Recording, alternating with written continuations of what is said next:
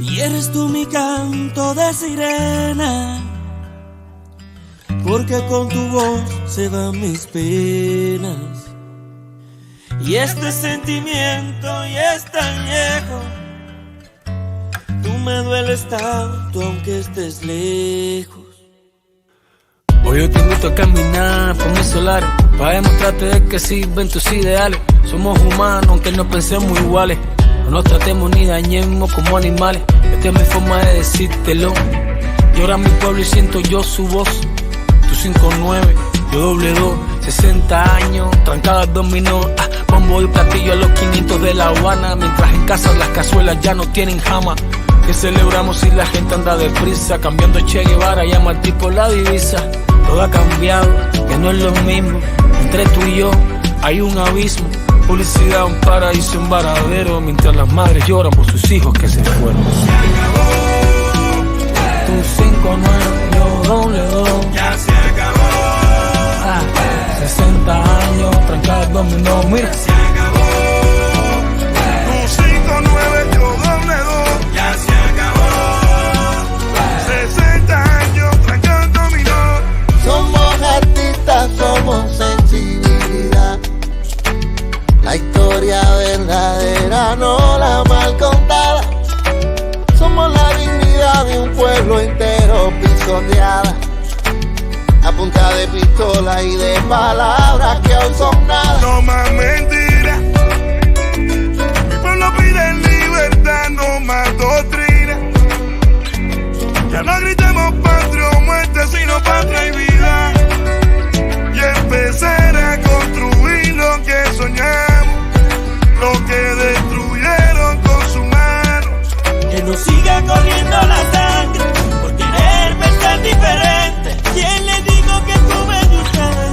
Si mi Cuba es de toda mi gente. Se acabó. Ya se venció tu tiempo, se rompió el silencio. Ya se acabó. Ya se acabó la risa y el llanto ya está corriendo. Se acabó. Y no tenemos miedo, se acabó el engaño. Ya se acabó. Ay, es un 62 haciendo Aquí daño. vivimos con la incertidumbre del pasado plantado, 15 amigos puestos, listos para morirnos, izamos la bandera todavía, la represión del régimen al día.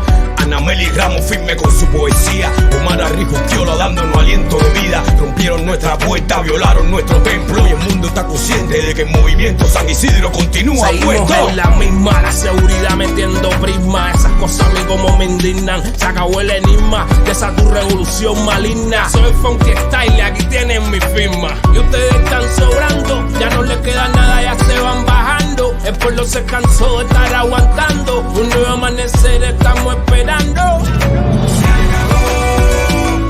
Tú 5'9", yo doble 2. Ya se acabó. 60 años, trancada dominó, mira. Se acabó. Tú 5'9", yo doble 2. Ya se acabó. 60 años, trancada dominó.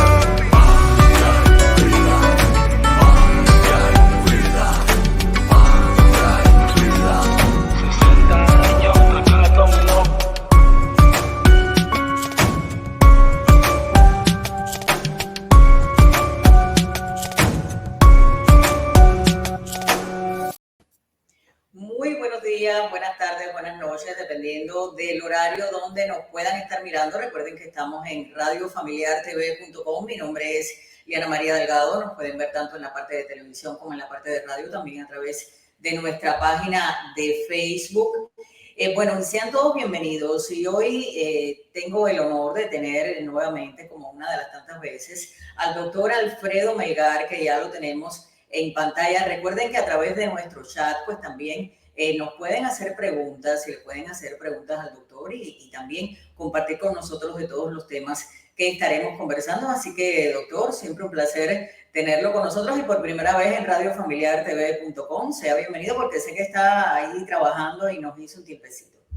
No, Liana, muchas gracias. Sabes que hemos hecho muchos programas juntos en el pasado, importantes para la comunidad. Y bueno, ahora con esta radio familiar me parece muy apropiado que intercambiemos estas ideas, Liana, porque tiene que ver, los temas médicos en general de Cuba y de Estados Unidos, tiene que ver con la familia. No es solamente con el padre o el abuelo, sino también con el hijo, con todos. Así que me parece excelente que tengamos estos minutos para hablar con la comunidad, Liana.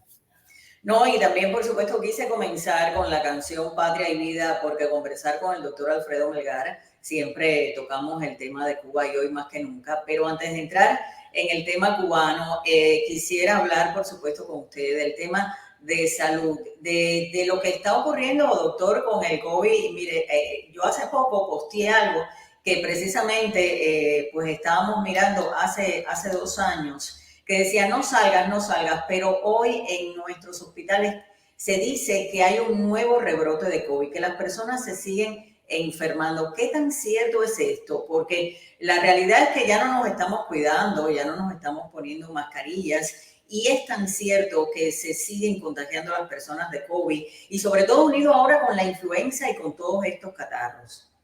Claro, Liana, del COVID no hemos salido. Hubo una mejoría a finales del año pasado y al principio de este, pero los casos volvieron a subir.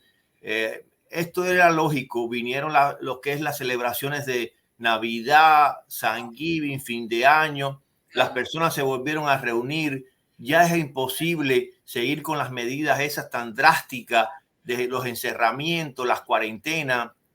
Incluso los chinos, Liana, los mismos chinos que tienen un sistema comunista tan férreo, no soportaron más esas medidas tan asfixiantes y salieron a la calle. Y en China habían también millones de personas infectadas, pero las medidas ya no estaban funcionando. Por tanto, sí, los casos han subido. La otra cosa que quería mencionar, por ejemplo, el tema de las vacunas. Las vacunas, el problema es que no cubren un 100% contra el COVID. Sobre todo las nuevas mutaciones, las variantes del Omicron, la XBA1.5, son nuevas variantes, nuevas mutaciones. Entonces, como la vacuna no protege contra esas mutaciones, las personas se siguen infectando. Y es una pregunta frecuente que tienen todos los que me llaman a la oficina o cuando hacemos algún programa. Doctor, pero si todos estamos vacunados, nos infectamos. Sí, puede pasar. Ahora, lo que yo he notado, por ejemplo, en los asilos de ancianos que yo visito mucho aquí en la Florida, es que los que están vacunados no se están complicando como en el pasado, 2019, 2020, donde la mayoría terminaban en los hospitales intubados o la muerte, porque son personas mayores de muchos problemas de salud. Es decir, se infectan, pero se pueden tratar. Yo tengo mi protocolo y el protocolo del facility, del lugar, para tratarlo en el mismo sitio, excepto que se compliquen una neumonía, falta de aire, problemas respiratorios, y entonces haya que enviarlo al hospital. Pero eso es lo que está pasando ahora. Los casos han subido, los hospitales tienen también influenza y sincitial, el virus sincitial, que es que se iban a juntar las tres cosas en el invierno.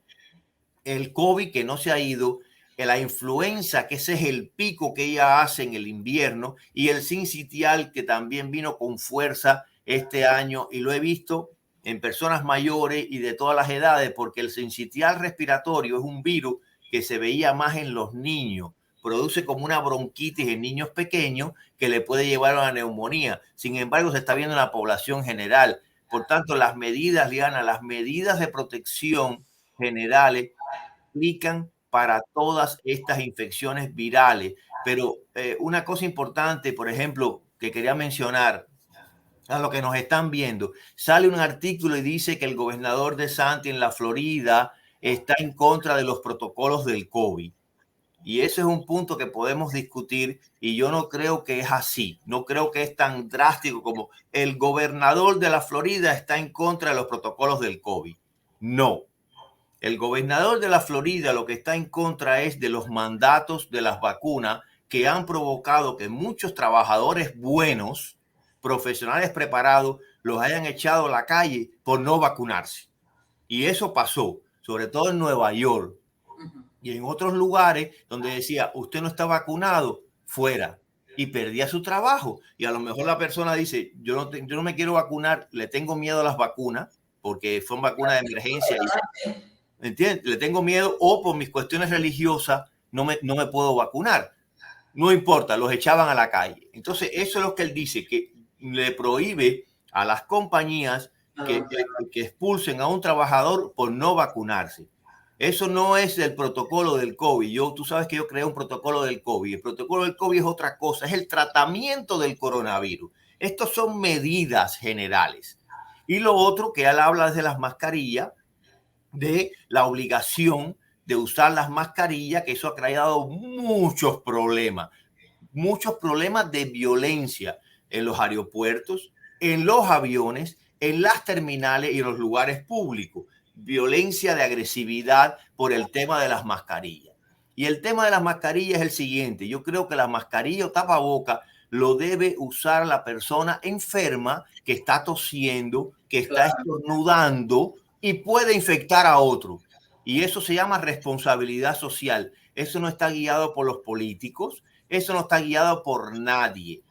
Eso es sencillamente, usted está enfermo, tiene fiebre, tiene tos, tiene que cubrirse la boca porque está diseminando esas gotas de saliva por todas partes. O si está enfermo, no salga, no vaya al trabajo ese día, no mande el niño a la escuela si está enfermo. ¿Entiendes, Diana? Yo tengo entendido que están prohibiendo cuando el niño se siente mal, pues le dicen que se vaya a la casa. Y también, doctor, porque ahora con todos estos catarros, pues no se sabe si es una influenza, no se sabe si es un flu regular, no se sabe si a lo mejor se ha contagiado porque todas estas mutaciones son un poco más leves, ¿no? Continúan estas mutaciones siendo más leves que lo que conocíamos del COVID hace 1 o 2 años, ¿no? Entonces se puede confundir y bueno, quién sabe, ¿no? Claro, Liana, la cosa es que sí, estas mutaciones no son tan mortales como la Delta, por ejemplo, que era muy agresiva y produjo una mortalidad muy alta, la variante Delta del COVID.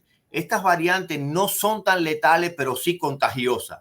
Sí son contagiosas. Por tanto, las recomendaciones son válidas, como tú decías, para todos estos virus que se transmiten por vía respiratoria o por contacto.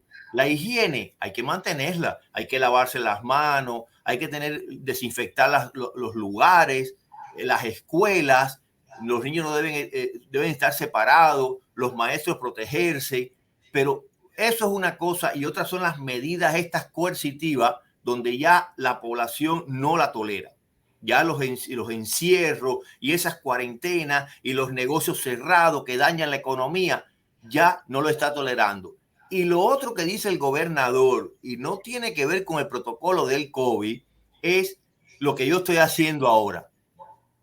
Que los médicos que hablemos libremente en las redes sociales o en tu programa o en cualquier lugar no sean expulsados del sistema de salud ni puedan trabajar como médicos y le quiten su licencia, como pasó, por ejemplo, en California, donde algunos médicos, un grupo de médicos que hablaron y dijeron su punto de vista del manejo del coronavirus, le quitaron la licencia y no pudieron ejercer. Y el gobernador dice, eso no se debe hacer más. Entonces, cuando usted dice que el gobernador de la Florida, que ha mantenido bastante abierto el estado, va contra los protocolos, no es cierto. No es cierto. El protocolo es otra cosa y creo que una vez en un programa tuyo yo lo presenté, lo discutimos, cómo se trata al paciente asintomático, el que esté allá positivo. Eso es el protocolo.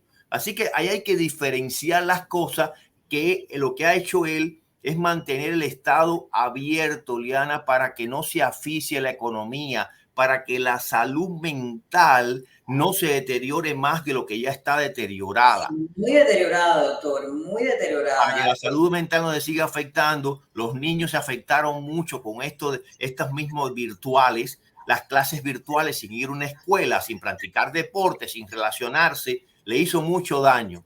A los adultos aumentó las tasas de suicidio, de alcoholismo, de droga y violencia doméstica.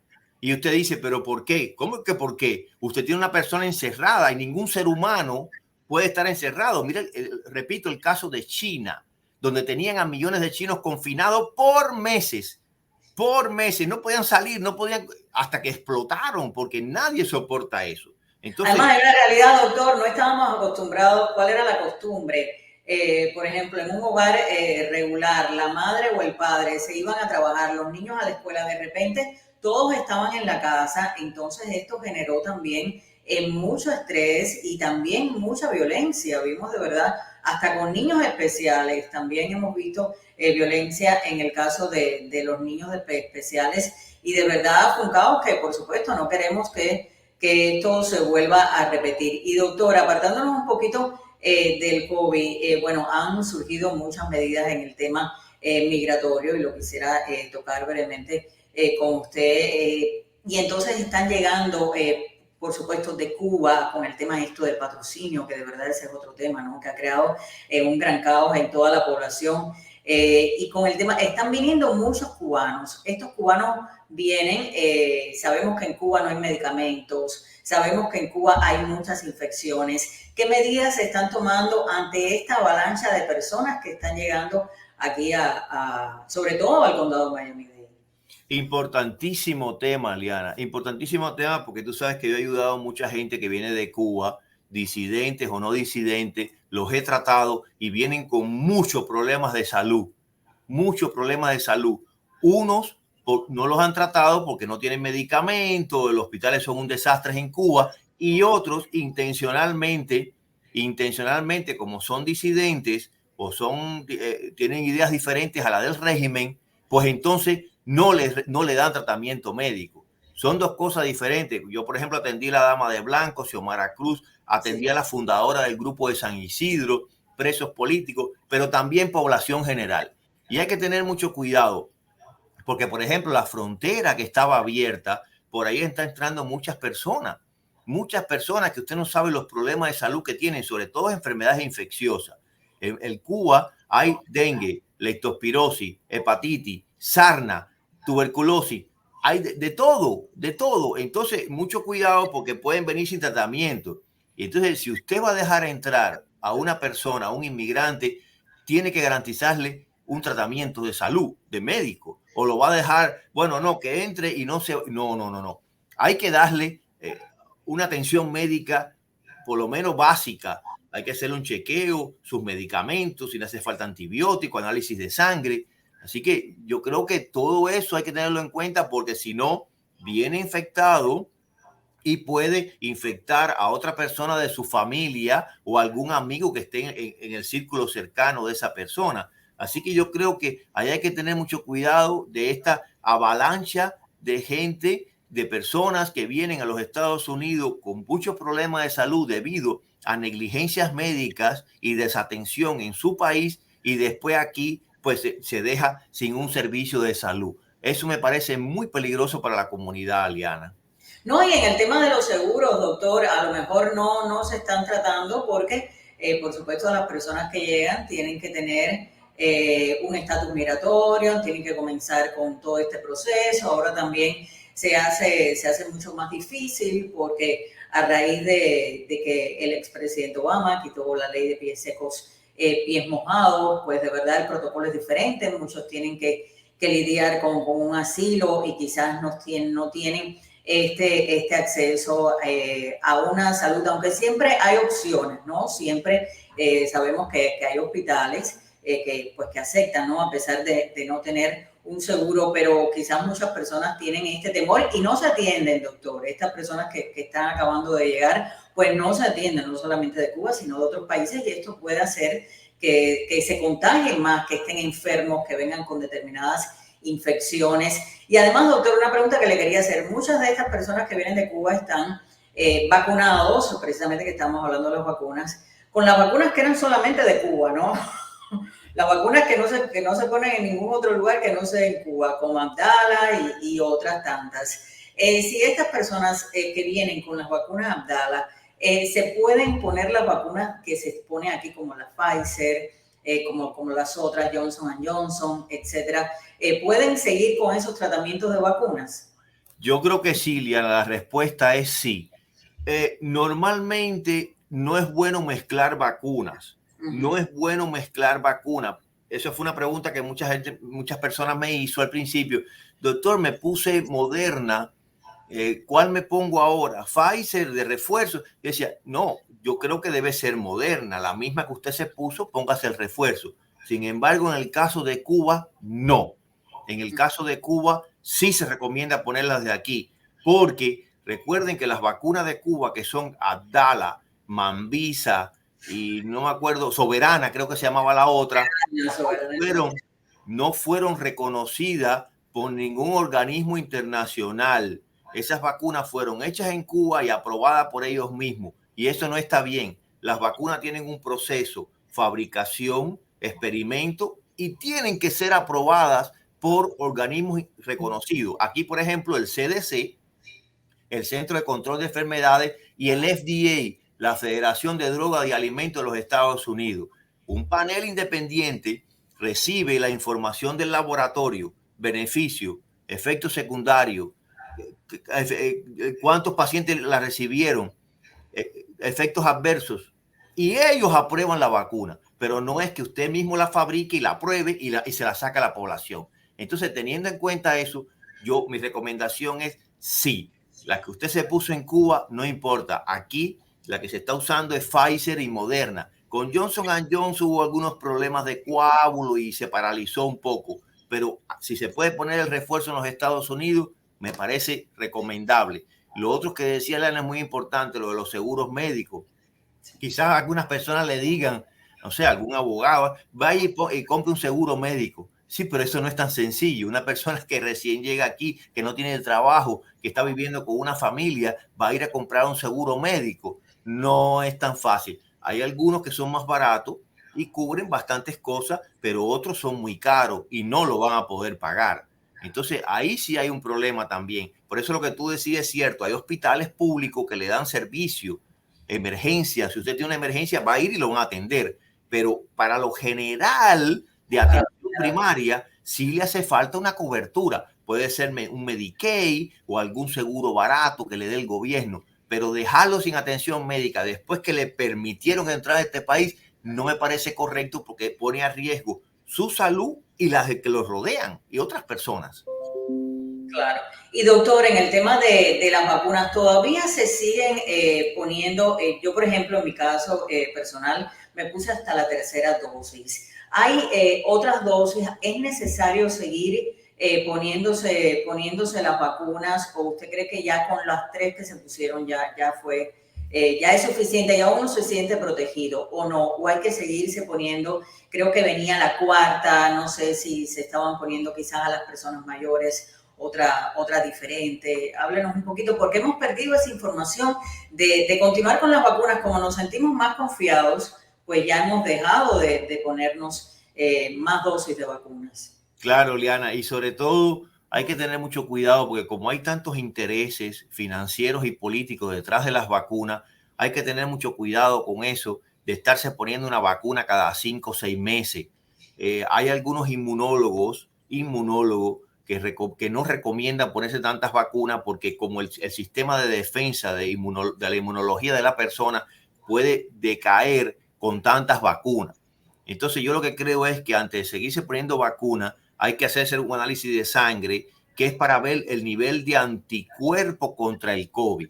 Son 2, IgG, IgA. Si usted tiene un buen nivel de anticuerpo, que yo lo que veo, por ejemplo, en la oficina, más de 150, está bien, está protegido. Si no tiene ese nivel y tiene muchos problemas de salud, que si coge el COVID se complica, entonces está recomendada una dosis de refuerzo. Pero eso de ponerse una vacuna cada 5 o 6 meses, yo no creo que es correcto. Mi opinión es que como el COVID a lo mejor se vuelve endémico significa que va y viene, pero no se va. Endémico es el dengue en Cuba, el paludismo en África, la influenza, va y viene. Entonces a lo mejor al año, si hay una vacuna confiable, que está bien, que está actualizada, que no produce muchos daños, está bien ponérsela, pero pero cada 5 o 6 meses no creo que es correcto ponerse un refuerzo, Liana, porque al final, mira, las personas se vacunan y se infectan igual. Entonces, se infectan igual. ¿Cuál es el sentido? No. Claro, eso tiene muchísima razón, y hay muchas personas que han dejado de seguir, ¿no?, con este tratamiento de las vacunas. Y los hospitales en Cuba, doctor, hace poco salió una información de que habían muerto 8 recién nacidos cubanos en un hospital de La Habana. ¿Qué pasa? ¿Qué pasó en este caso con estos 8 recién nacidos? Además de que la situación en los hospitales en Cuba, por supuesto, la higiene también afecta mucho. El tema de los medicamentos, no hay antibióticos para tratar diferentes tipos de infecciones, y esto lo está sintiendo la población dentro de Cuba. ¿Qué pasó con estos 8 recién nacidos? Claro, Liana, fíjate, la situación fue tan grave que la misma prensa oficial tuvo que sacar la noticia y reconocerlo, porque había sido un escándalo. Y para ellos, como venden la mortalidad infantil en Cuba como una de las mejores del mundo, esto iba a ser algo negativo. Sin embargo, lo tuvieron que decir porque fueron 8 niños que nacieron y murieron. Y de acuerdo a los informes que yo he revisado, parece que fue sepsis. La mayoría murió de sepsis. Sepsis es infección, septicemia. La infección coge la sangre y afecta a los órganos. Los hospitales en Cuba tienen una asepsia muy mala. La higiene es deficiente. Todos los días están saliendo fotos de los hospitales cubanos, los baños, las habitaciones, los salones de operaciones, los cuartos de los pacientes. Está todo contaminado. Entonces yo creo que Hijas de Galicia, que hace años está saliendo denuncia, que es el 10 de octubre, de las condiciones ginecostétricas de las embarazadas, del maltrato que se le está dando a las embarazadas allí. Y entonces las causas de muerte en un recién nacido es esa. La embarazada se complicó con una hipertensión, con diabetes, mala alimentación, el niño no crece o tiene algún problema genético. Pero en este caso fueron 8 niños. Así que yo creo que esa es la causa. Ellos dicen que la razón es porque no había supervisión suficiente, que no tenían dirigente, eso no tiene nada que ver con eso. Eso es una estupidez, decir que porque los niños mueren porque no hay supervisión, porque no hay dirigente, eso es burocracia. No, están muriendo como ya había pasado en Santiago de Cuba y en Matanza, que murieron niños también producto de complicaciones durante el parto. Luego viene la otra parte que tú mencionabas. Si el niño nace con una sepsis, con una infección, usted tiene que trasladarlo inmediatamente a cuidados intensivos infantil, donde están los neonatólogos, y tener antibióticos disponibles, todo lo que es reactivo, diagnóstico y tratamiento. Antibióticos buenos para tratar al niño. Entonces, esa yo creo que es los factores que llevaron a las muertes de estos niños, que repito, no es la primera vez. Ya desde Matanzas y Santiago de Cuba estaban denunciando que estaban naciendo niños y estaban muriendo producto de las deficientes condiciones que tenía el hospital donde estaban naciendo esos niños. No, y doctor, también el tema de los apagones que no se han detenido en Cuba, y esto también afecta a los hospitales, ¿no? Y a los que tengan en los hospitales. Son muchas horas en apagones que tienen, que hay en toda Cuba, Y en un momento de decirse que no había días que se pasaban sin luz, y esto afecta también a los hospitales. De hecho, había que cerrar los hospitales en Cuba también, porque eso es fatal, ese calor a todos los equipos médicos, pues eso también es fatal, y eso puede contribuye también a que se produzcan más infecciones, ¿no? Y a que los pacientes no tengan una buena atención en los hospitales. Claro, Liana. La falta de medicamentos y la falta de comida. Cuando no hay electricidad, la electricidad es básica para, por ejemplo, terapia intensiva. Tiene pacientes en ventiladores, están intubados. La higiene del hospital, porque la temperatura es importante para que las bacterias no proliferen. Los equipos de esterilización, todo eso se apaga y crea un caos total en el hospital en cuanto a esterilización, higiene, pacientes intubados. Esos pacientes mueren porque no hay forma de salvarlo si usted no tiene equipo, tratamientos efectivos, medicamentos. No, si no hay eso, ¿de qué vale? Que sí, el médico puede ser muy bueno, muy brillante, con no sé cuántos títulos, pero usted necesita auxiliarse con la tecnología de hoy, con los tratamientos de hoy, porque las bacterias son muy resistentes. Hay que tener antibióticos más modernos. No se puede seguir usando la tetraciclina, cloranfelicol. No, hay que tener antibióticos modernos para estas bacterias que son muy resistentes al tratamiento. Doctor, y con usted siempre hablaba anteriormente del tema de los cubanos, ¿no? De tantos cubanos en estas misiones que todavía siguen estando muchos en Venezuela, ¿no? Y que también se arriesgan muchísimo. ¿Qué ha pasado con todos estos cubanos que venían de diferentes partes y que a veces muchos de ellos morían, ¿no? en estas travesías? Bueno, a raíz de todo esto que ha pasado, que se ha detenido la inmigración y sobre todo los médicos cubanos que estaban en diferentes partes. ¿Qué ha pasado? ¿Qué ha sabido? ¿Qué ha pasado con ellos? Bueno, las misiones siguen. Yo pensé que a estas alturas esas misiones se iban a terminar, honestamente, porque han habido muchos escándalos de explotación laboral, de tráfico humano, de esclavitud. El régimen se lleva todo el dinero y a los médicos los dejan allí con una miseria. Su familia le ponen un dinero en Cuba, retenido. Si deserta, le quitan ese dinero. O sea, ha sido un tráfico tremendo, un negocio. Y yo pensé que a estas alturas ya no iba a existir más, pero claro, hay complicidad de parte y parte.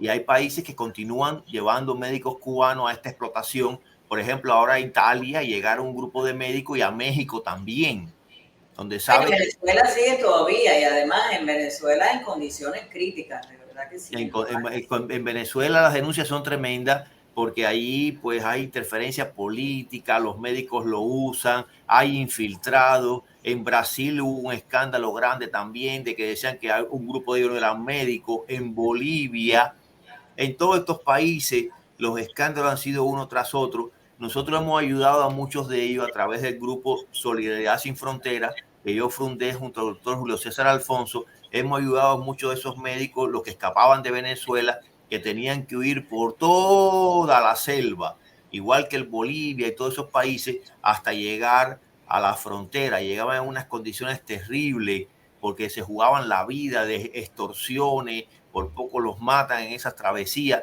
Entonces siempre los ayudábamos con contactos de alguna forma para que pudieran llegar, y había una ley que era para darle como una especie de parol, una visa para que pudieran venir a los Estados Unidos y iban a las embajadas norteamericanas, pero durante el gobierno de Obama eso lo quitaron porque, claro, querían darle esa carta de triunfo al régimen de Cuba que decía que Estados Unidos propiciaba la fuga de cerebro. No, Estados Unidos no propicia la fuga de cerebro. La fuga de cerebro se va porque el médico cubano no puede seguir trabajando en las condiciones que trabaja en Cuba, con presión política, sin reactivo, sin medicamento y sin nada, y entonces busca estas misiones como forma de escape. No solamente como forma de escape, sino como una forma de aliviarse un poco, Juliana, porque claro, en Cuba están desesperadas que aquí en Cayo Hueso hubo que llamar a la Guardia Nacional de la cantidad de cubanos que estaban llegando. O sea, la situación es grave. Y entonces el médico busca la misión a ver si allí pues le dan algo que pueda después llevar a Cuba, algún dinero, algunas cosas, y mejora, alivia un poco su situación personal y profesional. Eso es lo último que ha pasado con esto de las misiones médicas. Doctor, y esos médicos, usted como médico de tantos años, esos médicos que eran médicos en Cuba, que tenían sus profesiones también de dentista, ¿cómo pueden esos médicos, un consejo que les pueda dar a todos los que nos están mirando y escuchando para iniciar su documentación, sus papeles, para poder volver a ejercer la medicina, que sabemos que también es muy difícil, ¿no? Cuando llegan aquí a los Estados Unidos, pues poder pasar el board. ¿Qué consejos les puede dar? ¿Cuáles son, si usted pues ayuda un poco con la organización Solidaridad Sin Fronteras para ayudarlos a que puedan volver a ejercer la medicina o entrar dentro del campo de la salud, ¿no? Que muchos no lo pueden hacer.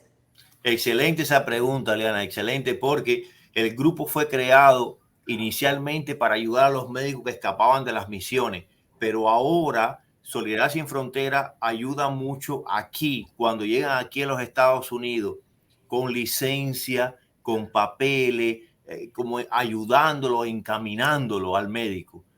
Hay dos caminos para el médico que llega. Desde el punto de vista médico, claro, tiene que hacer algún trabajo de lo que aparezca, por supuesto, claro. Pero hay un camino, uno que es el más difícil, que yo tuve que hacer, que es la reválida del título, los BOA. Hay que estudiar, hay que pagar por los exámenes, hay que pagarlo, y luego hay que ir a un hospital en los Estados Unidos para hacer la residencia. ese es un camino largo y costoso que hay que tener cierta ayuda económica o familiar para poder emprenderlo. Si por situaciones personales o familiares no puede coger ese camino, entonces hay otros. Por ejemplo, hay unos cursos especiales para médicos para que se hagan enfermeros en un año. Hay diferentes cursos, incluso a través de Puerto Rico, se hacen enfermeros especial para médicos y luego un nivel superior que se llama Nurse Practitioner, enfermero registrado. Ese es un nivel superior donde, por ejemplo, conmigo trabajan unos cuantos médicos cubanos que se hicieron aquí, enfermeros registrados, pueden ver pacientes, pueden recetar, pueden ordenar estudios, tienen bastante independencia y yo creo que y está bien pagado ese camino de enfermero registrado. Si no puede hacer nada de eso, pues también está la otra opción, trabajar de medical assistant en una clínica, trabajar de asistente de cirugía en un hospital para los que tienen experiencia quirúrgica. Muchos están trabajando en los hospitales como ayudantes, pero cuando ven realmente sus habilidades y su experiencia, el cirujano pues los deja hacer bastantes cosas en el salón. Todas esas opciones están allí y aquí en la sede de Soledad Sin Frontera siempre se orienta, Liana, se le orienta al médico, mira, estas son las licencias que debes coger, porque aquí todo sí tiene que estar bien documentado. No es como en las misiones que llegan y venga, vamos a trabajar ya. No, eso no se puede hacer. Hay que comprender un poco cómo funciona el sistema de salud de un país, en los hospitales, la parte médica legal. Eso es importante porque si no pasa lo que ha pasado en Brasil y en Bolivia, en otros países como Venezuela, donde están denunciando, bueno, pero aquí han llegado algunos que no son médicos y están infiltrados. Sí, pero ¿y por qué no hubo un proceso de verificación y de reválida antes de ejercer la medicina? Porque las enfermedades en Venezuela, en México, en Italia, pues varían. Los medicamentos en Europa no son los mismos de los Estados Unidos. Yo en España tuve que homologar mi título igual. O sea, esto es obligatorio porque usted no puede llegar a un país y empezar a ver pacientes, puede cometer una negligencia médica seria que lo lleve a usted mismo a una situación legal o un daño al paciente. Entonces, todo esto yo creo que son las recomendaciones que les puedo dar, Diana. ¿Y qué pasó con la viruela del mono, doctor? ¿Qué pasó con esta, que hubo una especie también de alerta, ¿no? Aquí en el estado de la Florida, con la viruela del mono, que quizás no vimos muchos casos aquí, pero también tuvimos una alerta de emergencia. Hubo una alerta, Liana, porque subieron los casos en Europa, España, Portugal, Alemania, Francia, y después llegaron a los Estados Unidos. Estaban subiendo los casos, pero se pudo controlar. Y la viruela del mono es serio, porque crea como un rash en la piel muy desagradable, inflama los ganglios, da fiebre, o sea, se puede complicar, pero se fue controlando a medida que los casos se detectaban y no subió tanto, no llegó a ser un COVID. Por ejemplo, el que estaba vacunado contra la viruela, tenía cierta protección contra la viruela del mono. En los años 90 por allá se dejó de vacunar, 80, 90 se dejó vacunar porque la viruela se erradicó. Pero esta viruela del mono, que es una especie diferente, está relacionada. Así que hay cierta protección cruzada de uno contra el otro. Pero en general los casos no siguieron subiendo como se esperaba, donde sí había que poner entonces la vacuna de la viruela del mono, que estaba disponible, pero no hubo necesidad de ponérsela a la población general. Así que yo creo que eso se pudo controlar, no así el COVID, que ha continuado. Doctor, y antes de finalizar, ¿qué medicamentos para tener el sistema inmune fuerte, qué medicamentos usted nos aconseja que debemos tomar diariamente, tanto para las mujeres, pero también porque las mujeres sí los tomamos un poco más, los hombres quizás son un poquito así, que no les gusta mucho tomar medicinas, pero que también se vio que con el tema del COVID, yo lo noté, no sé si a ciencia cierta, usted que es médico y que supo lidiar con todos estos casos, el hombre empeoraba más que la mujer, quizás porque no les gustaba mucho tomar medicamentos. ¿Qué medicamentos debemos tomar para tener el sistema inmune bastante fuerte? Que si nos agarra quizás una influenza o si lamentablemente nos contagiáramos con el COVID o de estas variantes, pues no es tan grave, independientemente de las condiciones que cada persona tiene, ¿no? Que son diferentes. ¿Qué medicamentos? Porque a veces a mí me pasa que digo, uno me dice, toma vitamina C, otro me dice, no, toma el zinc, toma la D3, pero nos volvemos locos con tantas medicinas que tenemos que tomar, con tantas vitaminas que necesitamos. Claro, Liana, como parte de mi protocolo para el COVID, yo tenía un complejo que le pongo a todos los pacientes, sobre todo en los asilos de ancianos que tienen muchos problemas de salud y el sistema inmunológico lo tienen muy deprimido. Entonces, en parte de ese protocolo estaba la vitamina C, la vitamina D y el zinc, pero en unas dosis un poquito más altas porque la persona tiene COVID. Y eso es diferente. El que no tiene COVID, pero puede tener un post-COVID, que sí está quedando muchos problemas. Después del COVID puede quedar fatiga, cansancio, dolores musculares, problemas de la memoria, problemas cardíacos y pulmonares. Eso se llama el long COVID, lo que queda después de la infección. Entonces yo creo que no tiene que ser una dosis tan alta, pero se puede unificar en un complejo vitamínico que tenga la C, tienen D, tiene B12 y el zinc. Si no lo tiene, pues aparte sí lo puede tomar, porque se ha demostrado que esas vitaminas unidas al zinc mantienen bastante bien las defensas. Lo tiene usted pues protegido. Puede enfermarse, por supuesto, porque esto no es una inmunidad 100%, pero sí le crea ciertas defensas contra cualquiera de estas infecciones. La dieta es muy importante. Hay que mantener una dieta saludable. Después del COVID todo cambió. Hay que bajar las grasas saturadas, muchos carbohidratos, muchos azúcares y hacer una dieta más sana. Verduras, frutas, pescado, cosas que de verdad, la leche baja de grasa, cosas que le ayude a su cuerpo, y el ejercicio que eso nunca se puede eliminar, porque se ha demostrado que aunque usted camina 10, 15, 20 minutos, le baja, de acuerdo a los estudios, los niveles de presión arterial y le bajan los niveles de azúcar en la sangre, solo con un ejercicio que no tiene que ser muy, muy intenso, pero un ejercicio todos los días va a ayudar a mantenerse. Yo creo que, Liana, antes y después del COVID, el mundo ha cambiado.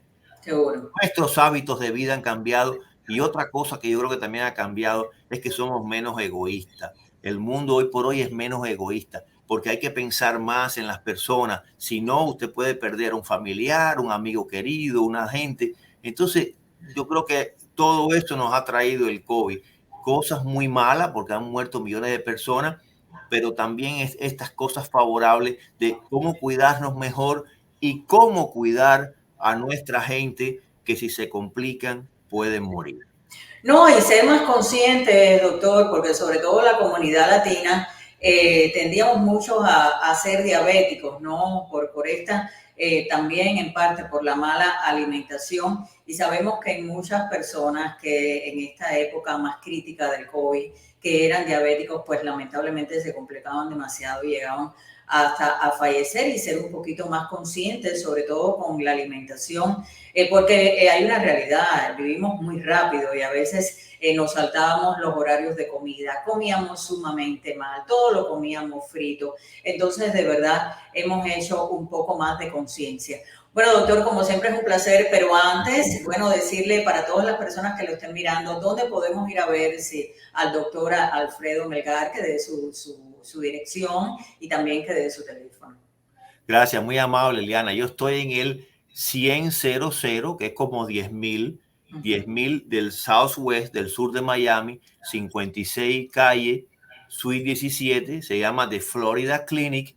El teléfono es 305-223-2436, 305-223-2436. Con mucho gusto le contesto las preguntas que tengan. Una de las más frecuentes, por ejemplo, que yo recuerdo que estaban llamando, la vacuna en los niños, si vacuno a mi niño o no. Yo con mucho gusto le doy mi punto de vista, porque repito, eso de censurar a las personas que tienen conocimiento del tema, no es correcto. No es correcto, y además puede dañar a la población, porque permitirle a otros que no dominan el tema que hablen y digan, puede ser a favor de las vacunas o en contra de las vacunas, eso puede producir un daño. Así que yo creo que yo siempre he hablado, y Liliana lo sabe y todos lo saben, con honestidad. No tengo conflicto de interés con nadie, ni recibo dinero de ninguna compañía de vacuna. Puedo hablar libremente. Muchas gracias, Liana. Un abrazo por invitarme.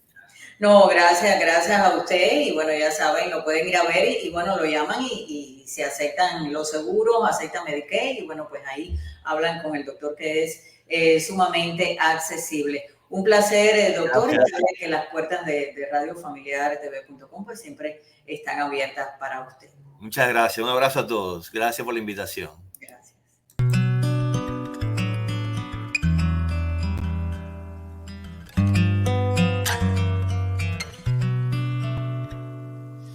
Y eres tú mi canto de sirena, porque con tu voz se van mis penas. Y este sentimiento ya es tan viejo, tú me dueles tanto aunque estés lejos. Hoy yo te invito a caminar por mis solares, para demostrarte de que sirven tus ideales. Somos humanos aunque no pensemos iguales, no nos tratemos ni dañemos como animales. Esta es mi forma de decírtelo. Llora mi pueblo y siento yo su voz.